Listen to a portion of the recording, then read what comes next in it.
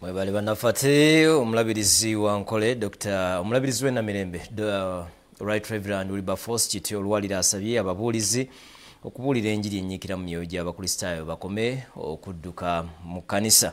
Bino byogeredde ku All Saints Kalambi ng'atemye evvuunika ery'okuzimba ekkanisa empya.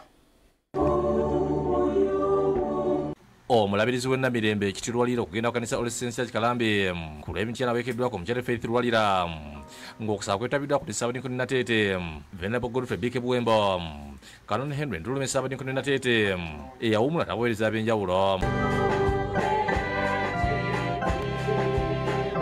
Okuyigiriza omulabirizi Lwalira asabye abaweereza bazimbe ekkanisa bawulire abantu ekigambo kya Katonda nga tebabeera tebasabye kibalumiriza emitima gyabwe okusuba enjiri.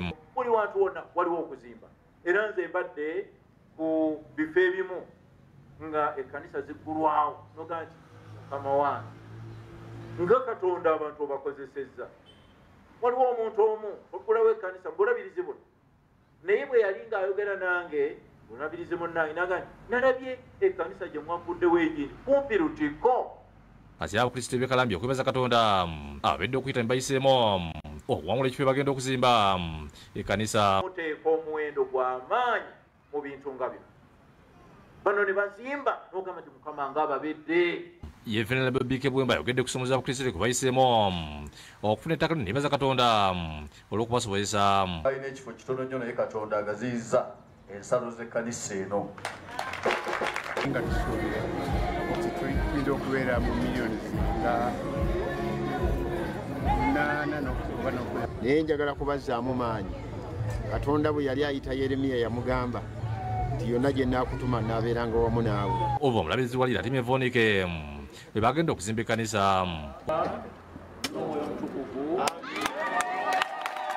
Nga tuyita mukadde ofisa Latifa Sebo Tato batukwasira ebirabo bino. Obadde n'okusima abantu ab'enjawulo abaliko kye bakoze mu kugula ettaka lino okulina omubuulizi Jessica Lunkuse mu ngeri omulabirizi Lwalira akuttira abakulembeze mu masomero agatambulira ku bisiki b'ekkanisa okuwayo nga baweereza basobole okulekawo omukululo. Abyogedde ku bijaguzo emyaka 5 ebisomero lya Namirembe City National Primary School ennakulabiri yatandikibwa obulabirizi bwe Namirembe ku 9/3.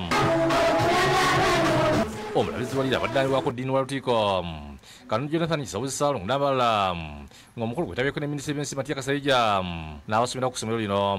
Bale nnyo mwebalire ddala tetuyinza kukoowa okubeebaza kubanga emirundi mingi nga munnaffe w'ebyenjigiriza era n'enteekateeka endala nga muzeenyigiramu.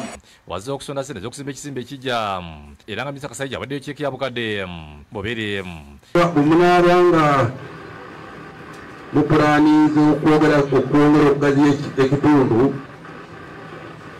mumbuulirangako nange nendaba ate abasinga nange obunene. Lwaliro Lwalira atongozza ennyumba ez'enjawulo ezabbuddwamu abanyaga abalabirizi n'atema evvuunika agenda okuzimbibwa ekizimbe ekijja.